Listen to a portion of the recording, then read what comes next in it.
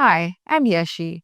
Welcome to podcast Women in Business. To give a little background about myself, I run a franchisee of Bodycraft Salon and Spa in Bangalore, India. So before coming into this business, I used to work in software industry. I took a long break to take care of my children, and after the break I did not want to go back to software industry. I always wanted to start something on my own, and that's when I came about starting this franchisee of Bodycraft Salon and Spa. While I was getting into the business, I had no idea that I would be learning so much, not just about the business, but about myself too. There'll be so many challenges that we come across, and there'll be so many self doubts, those little ways that come across that nobody really talks about. So, this made me wonder there'll be so many women who's going through the same thing. And that's when I came about starting this podcast. I wanted to create a space, or rather, an honest space where we talk about the ups and downs of starting a business or starting something from the scratch. So it's not always about the success stories, but it's about the real journey. The real journey is, of course, the ideas, the motivation, the fears, the self doubt, the learning curves, and the resilience it takes to keep it going.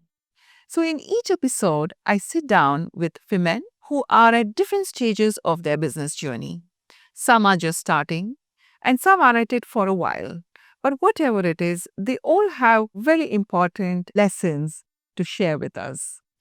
If you are someone who have dreamt of starting something on your own, or you're already on that path and just want to hear from women who are already treading that path, then this podcast is for you. This is Women in Business.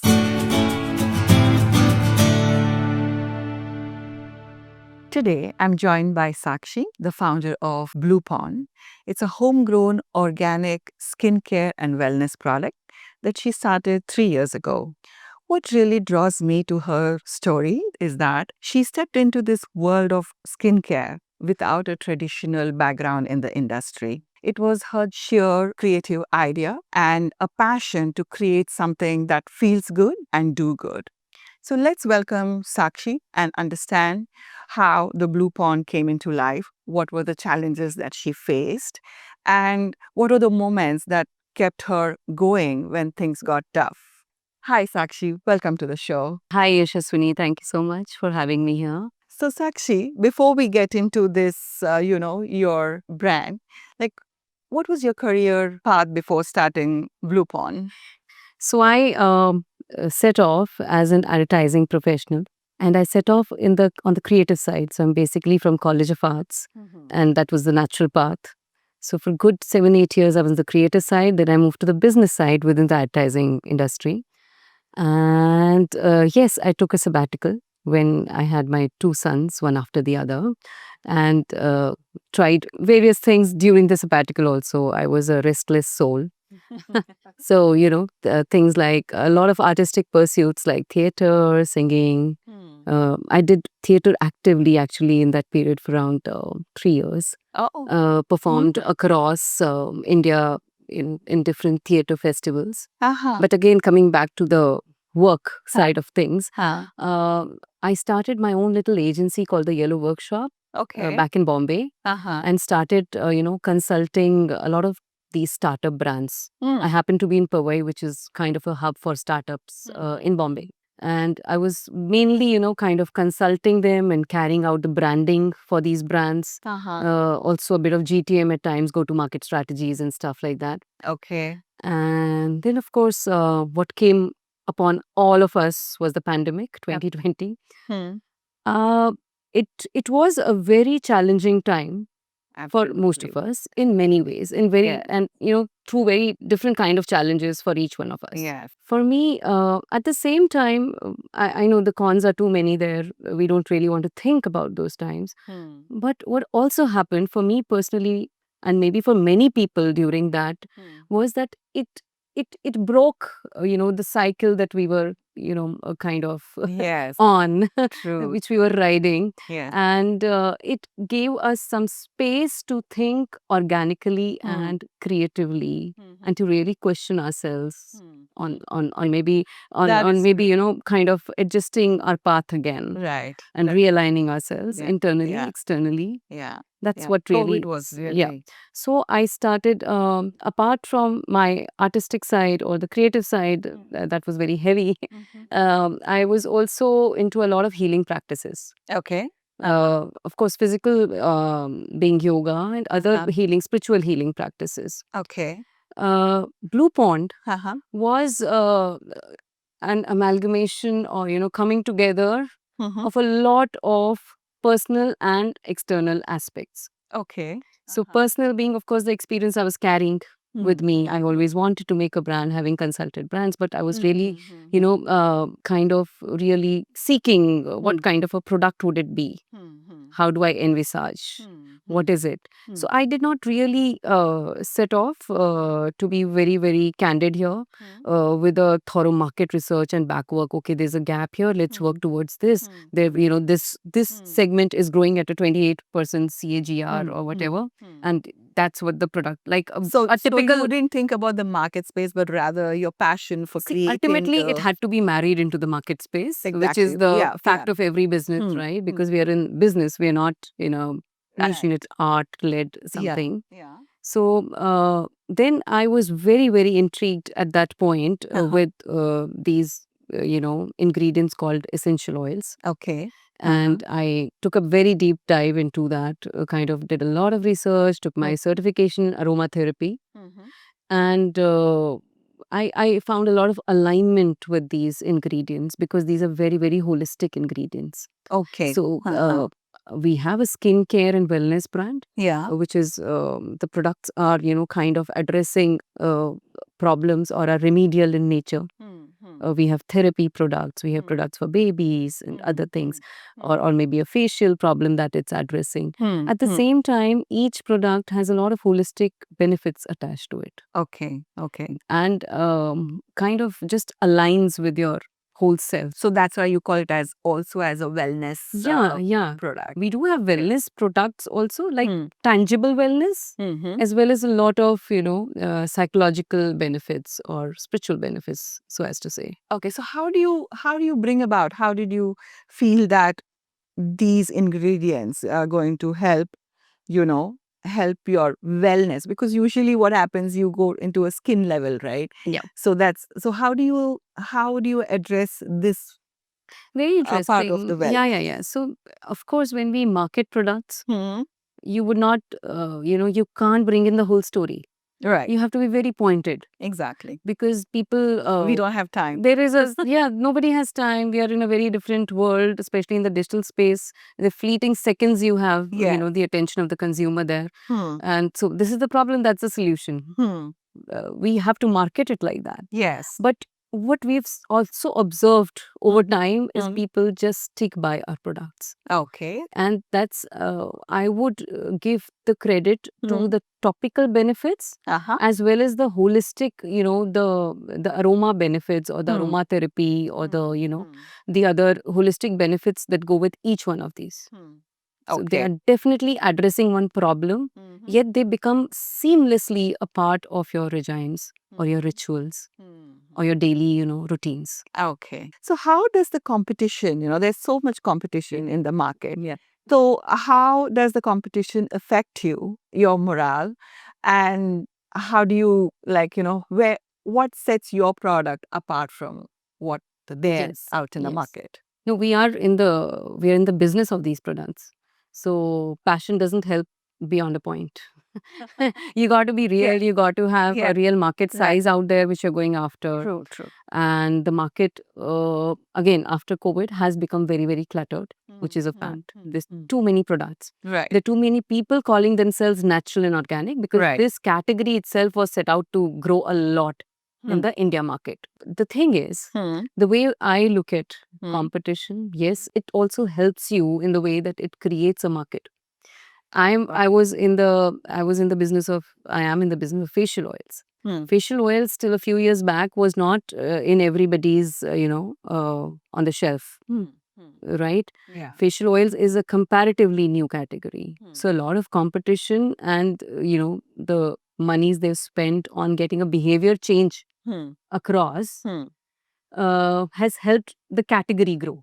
Okay. That's one good aspect So of that- having a that full indirectly category or helped so many you? people making facial oils. So that indirectly helped you. Oh, yeah. You know. Exactly. So what trend goes on in the market? Is that you work towards that, or you bring in the trend? Very interesting again. So when we, they're always, especially in a market like India. Now I'll tell you the market or the segment we are after. In a huge market, like we're not a mass brand. We are going after the affluent luxury kind of an overlap space. More on the affluent size because our price points are very sensitive. If I compare myself to a total out there luxury brands, I would not be naming them. But So you're somewhere in between. I'm the somewhere, luxury very and the- sensitive on the cost. So I've always, value is very close to my heart, and so bringing a lot of value to consumers. I'll just again get back to the differentiation part here Right. again with you. But there's a 60 million households you're getting after here. That's the size of the market in India. A lot of brands can coexist. Okay. Around so 60 million 5 to you're 6 saying with Ye- your segment, or you're with my you're only taking my the- segment. Okay. I'm not taking the mass here.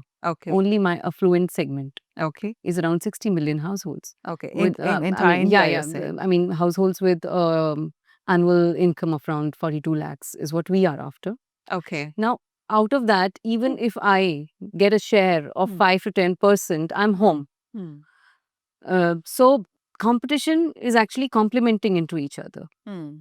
Another aspect of differentiation, which I forgot to address earlier, we are clearly differentiated on one part. Like I said, many brands out there calling themselves natural, organic. How does the consumer know? How do you know? So one thing that we are totally committed to when it comes to the Blue Pond, I think I spoke right in the beginning that it's an organic certified brand. Now in India, the thing around certifications is pretty lax.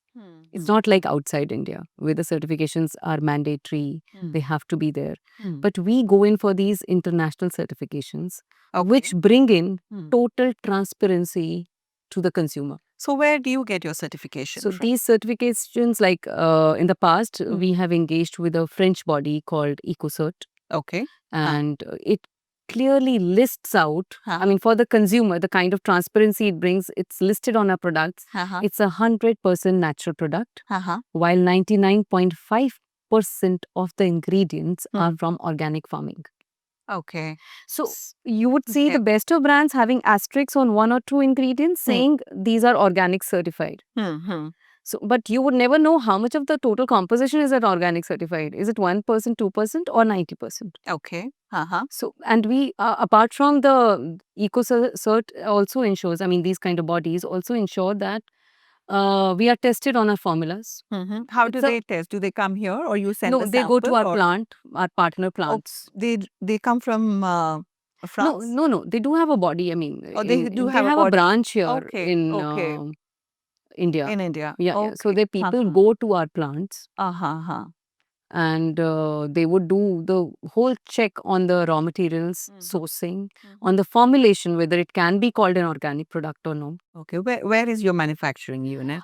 We have 2, 3, partners here in manufacturing. Okay. So it's in Ahmedabad, one is Noida, and one in Bombay. So this was very nice thing, I really didn't know that EcoCert is here in India, and then so the government of India recognizes this certification, obviously. Yes, this is like a private body, a third party. Okay. Like the third party testing. Also, what we go apart from these certifications, say for the baby range, we go for third party testing on our products. Okay. To be able to use its, What do you mean by third party testing? So these are labs Okay. which will test our products on efficacy. The claims that the product makes, do they have the ingredients which match the claims? So even for the baby products, we go for things like derma testing, which is kind of mandatory. So we do all those things also. Okay. And that's how we bring, the idea is to win the consumer's trust here. Yeah. So really, it's a huge journey that you've taken, Sakshi, Oh, yes. from not being, and then you're finding out all this. So before you start, for anybody starting out there, do you think a knowledge in this business sector or finances or this thing is a must? It's see, again, it's a very aptitude kind of a thing also.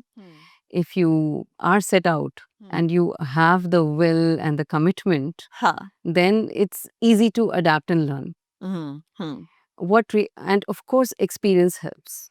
So all the years that I'd put in, when I told you I was on the business side, I was doing a lot of these, financial contracts and stuff. Okay.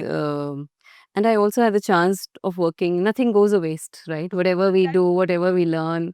So I happened to work with a lot of luxury brands Okay. in the same segment. Haha. And I knew their behavior and I knew a lot on their branding.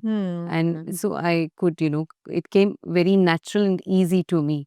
Okay. Also, the financial part, of course, because I was on the creative side and the business side, not very directly into the financials, but there have been a lot of learnings in this journey. Yeah, I'm sure. Yes, So, what is the mantra of your business? big one. Yeah, there is no secret sauce or mantra as such because, it's mantra. I would say yes. I would just kind of narrow it down to one thing because there are a lot of when you set off as a founder or when you set off, you are creating something from scratch. Yeah. Yeah. Okay, you're not doing a reselling business. You're Right. creating a product. Yes. And there are investors involved, there are different stakeholders involved, Yes. and there are many voices all the time telling you what to do. So the voices And are, is it mainly the investors or there are many. the, It can come from anywhere. It can come from a friend. It can come from any consumer. It can be coming from people walking on the road. Everybody has, and duly so. And but one thing that I've held high, or what is a mantra, or what makes us go forward, or motivates us, or takes the brand forward, is the consumer's voice, which I put and rank above it all. Above it all. So when a consumer comes and gives me a hearty, Right. review, or Yeah. I've had people Hmm. who've stopped me on the way to say, "I really like that thing of yours." Oh, I was like, seems so "Yes, good. this is going good. It's worth the journey, Hmm. and it's worth the patience. It's worth everything. If our consumers are coming back to buy our products." Yes. So you have taken an investors. So you we have had a taken bit of funding? a seed Okay. funding there. Okay. Yeah. Okay. Yeah. Another question. Being a woman in this business and in this industry, so do you see any gender dynamics? When you Very interesting, very touchy. No, in the sense that gender dynamics is a reality of the world, right? We live in. With no complaints around especially it. in the world of business, I feel. Everywhere. Just everywhere. I mean, the way we are personally or at work, it's all one in the end. It's all interconnected. Just that we wear different masks at times. That's Yeah. all. But coming back So to your point, yeah. the way we are brought up at a school level, college level, it's only we see a very similar, I mean, an environment where there's commonness on the socio-cultural, backgrounds, Uh-huh. right? Because you go Right. to a school wherein Yeah. very similar kind of parents are sending, Yeah. and yeah. maybe college also, Right. or maybe you go in a total merit-based college where you see a lot of disparity and different Right, kind of exactly. people coming from different socio-economic backgrounds. Yes. Now, Where does this actually change? so I don't it- think that we face even in this the until corporate, college. yeah, even in the corporate sector, I Huh. would say a lot of efforts have been made to, kind Yeah, of I know the keep diversity. it very Yeah, equal, right? exactly. Yeah. But when you set off on your own, Mhm. the dynamics can be very different Right. because you are then out in the world, just out in open. You have all kinds of people, vendors, other people that you are interacting with. Yes, you have this very nice, polished, white collar kind of people to talk to about the brand, as well as one, wo Yeah. package banane wala, one person sitting Yes. somewhere Yes. in Gujarat or Yes. wherever, Yeah. and with his own, nuances Right. about talking to a woman. Yes. right? So maybe getting little uncomfortable or not liking directions from a woman Huh. Huh. is a reality at times we have to Yeah. face. So how do you? So I pull in my husband there. Like, come talk for me. Unfortunately, this So is that's the real world, wherein this guy may not like taking a direction coming from a woman. Huh. Simple things, that a man can be loud, a woman being loud is not, Not even if accepted. even if in the from the business or that scenario you are there and the person is a very junior level vendor or whatever, Huh. you have to work around things at times Right. in business. Yeah. I think as a If- woman, that's another thing. because you have to choose we your cannot be battles. as direct. We cannot be as direct as a man can be. I feel. Yeah. We always have to like work around it, beat around the bush, and get things done done. as long as they are done. Yeah.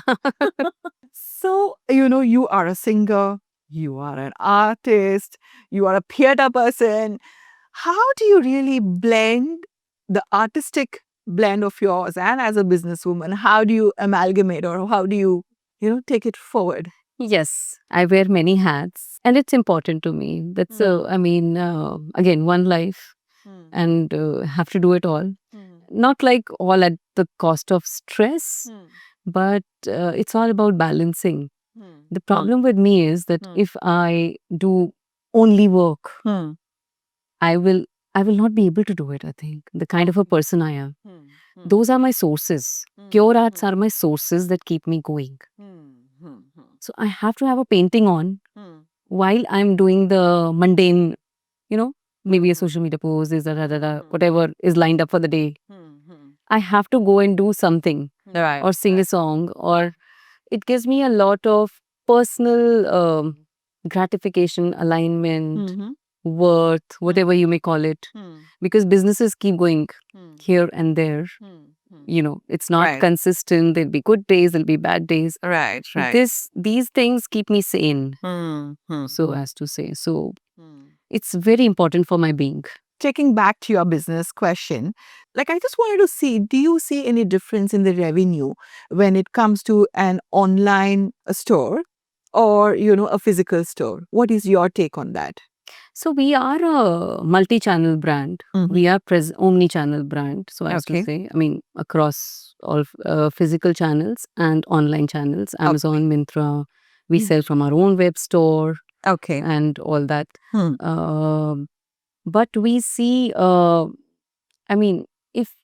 I am the consumer of my brand, I would love to. It's a very touch and feel brand at the end of the day. Right. It's the way it's been created. It's a sensorial brand. Right. It's a beautiful packaging. If you will see, every packaging has a design story to it. Oh. Like we have different categories. We have facial oils, we have perfumes, we have products for men.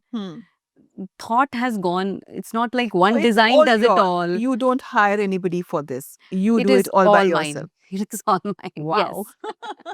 It is all mine. Yes.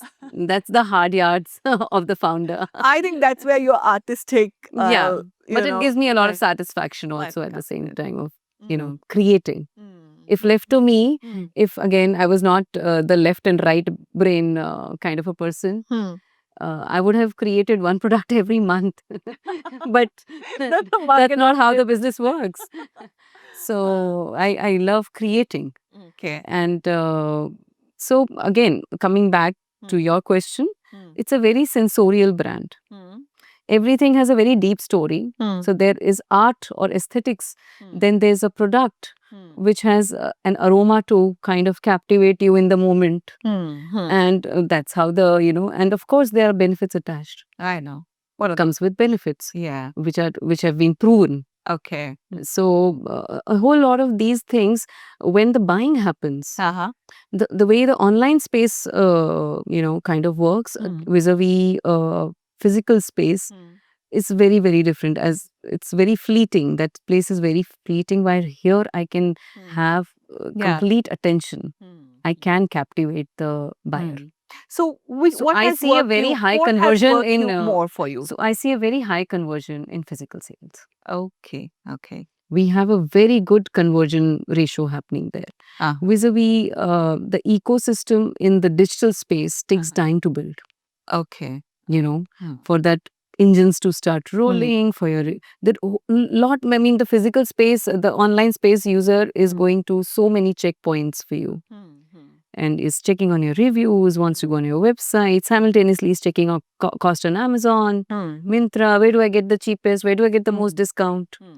May not really realize the value also at times. Like Bangalore, now we have a good enough, base, because we've done a lot of activations here. So we have a good consumer Are you base. there on any physical store?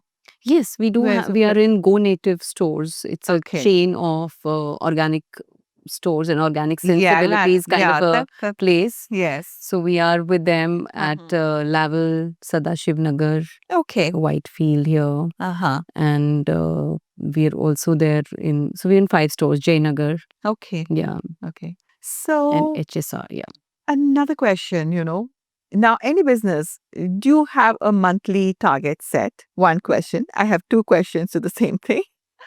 And when you don't achieve the target, right? How do you balance your finances and the emotional impacts that comes Yeah, along with that? yeah. Again, I think you have some very good questions. But yes, because that's the reality. We are in a business. It does not work on passion and feel good. We do have targets to meet. And the nature of our business, it's not monthly, but it's also very seasonally. Yeah. Because it's oil, sometimes like summer months see a little dip. Okay. Winter months and the dry months see a rise, like sometimes we don't know what to do with it, kind of a Okay. thing. So we do have the graph going here and there. Okay. And because we've done 3 good cycles, we know exactly what will happen. So we store for the rainy day kind of a thing. Like you do more sales during your gifting seasons and all. And you do have, things that sustain you through the year. So it's not a shock for you because now No that you've longer. already The seen first in year the was history? a lot of anxiety. The first year saw all those butterflies and anxiety happening. Oh, sales not happening. Oh, this not happening. Oh, that's not happening. Yeah. But then it's a learning curve. Right. It's a learning curve. What is the one piece of advice you wish you had before starting this? I'll be very candid here. Very, very Please. from the heart. So one thing, I'm not a Gen Z, Okay. right? Yeah, we are not. Yes, we are not. And we are not like just at the cusp of millennial kind of a generation, right? Now, one thing as personally, which I used to evade while I was on that break or sabbatical, or when I was totally into my children, was I was not very active on the social media personally. Okay. Yeah. Okay. In fact, I used to just be on the other end, like kind of refrain out. I couldn't take the noise. Okay. But then, when I started making the brand, I realized how much one needs that today to put your voice out there. So that's one piece of advice, that even when you have not even thought or thought of the product or how you're going to do what, start populating your accounts.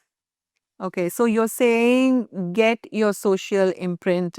Yeah, directly, indirectly, start creating a noise, followers out there, because later then it takes a lot of effort.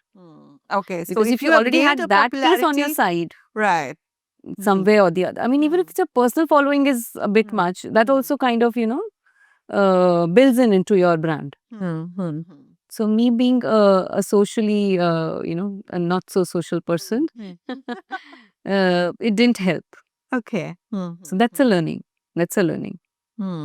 Which So I- that you had to build on after you launched Kind the of, product. yeah. So is we had when of you- course, we had a business account and we started building into it and everything. Okay. But So how long did I've that seen a take? lot of founders who have a lot of their own following, or who are totally cute to social media, because in the digital space it is quintessential, and there's no shying away. Right. There is no shying away. True. So one last question that before we wrap up. See, motivation is something that's key ingredient for any business to run. Yes. All right. So I feel when things don't go as planned, so how do you bring this key ingredient to keep this going? It's not an easy journey. Hmm. It's like you fall every day, you pick up yourself every day. Hmm. There are very dark days, there are very bright days. Hmm. It's a mixed bag. Hmm. Hmm. And it's not for the faint-hearted. As you know, I mean, this whole journey is True. you Hmm. got to be strong. Hmm. You got to be strong. You have it's it's a longish cycle also. Hmm. Hmm. You don't boom in one day. And so called, and also, I mean, not to demotivate people around, Hmm. Hmm. but a lot of stories are hailed. Hmm. Hmm. But do a fact check behind Hmm. those stories. Hmm. Hmm. And you would know the hard journeys. You only know of the story once it becomes a success. Success. Right. Right. And success has many fathers, right? So, Yeah. so the whole thing of this, Hmm. hailing the founders and hailing, it's Hmm. very good. It's very motivating. Yeah. But just figure out if you're cut for it. Hmm. Hmm. If you're cut for it, if Hmm. it is genuinely your calling, weigh out everything, Hmm. do your research, Hmm. and don't get, please go out there, create, do it, Hmm. just do it, Hmm. but not under the impression of a lovely You'll be story you read. successful to Yeah, yeah, immediately. because a lot of these stories are made. Right. Right. Are made by PR, are made by the business world. So do your deep diving, research. Wow, that was so interesting, Sakshi. And I thank you so much for listening to us. And I hope Sakshi's story resonated with some of you. And thank you so much, Sakshi, for being so honest and open about all the ups and downs and, the nitty gritties of having a business. Thank you so much. Thanks, Yashaswini. And yes, I love to talk. So it was good. So I had a lovely time too talking to you, and Thank hope you. it was useful for a I lot of your viewers. Yes, I hope so too. Yeah. Like, I really hope, the people who are watching could relate to Sakshi's story. And, if you are inspired and if you think somebody else also would like this show, please forward this to them, share it with them. And and also before I go, so Sakshi's link would be put it in the description and you can go and check out her products. Until then, I will see you in the next one with another inspiring woman. Thank you. Take care.